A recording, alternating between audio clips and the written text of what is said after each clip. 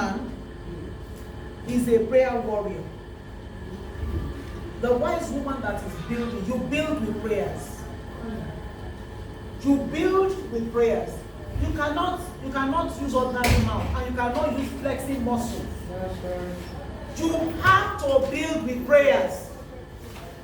Luke 18 verse 1. Jesus said in Luke 18 verse 1. He said, it reads, and Jesus told them a parable to the effect that they ought always to pray and not to turn coward, not to faint, not to lose heart, not to give up. There are times in the process of building there could be defects. Yes, sir. There are times in the process of building the weather will not favor. You want to do decking, the rain cannot fall. There are times in the process of building you have already bought the materials and you felt it was going to be enough, and then somehow something is going wrong. What happens? Do you now throw up your hands and say, I'm abandoning the project?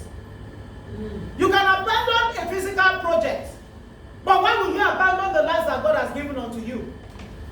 And so when we get to the point that we say to ourselves, I've got my back to the wall, what do you do? Get into the place of prayer.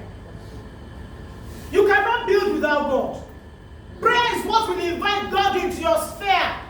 Prayer is what will make God to tag along with you. Prayer is your communication with heaven. Prayer is your invitation to heaven. Come into my space. When Jesus was going, he said, all power and authority that I have from my Father, I release unto you. So if you don't invite him, he will keep on looking at you. It means you are telling him, I don't need you. But through prayers, you are admitting to God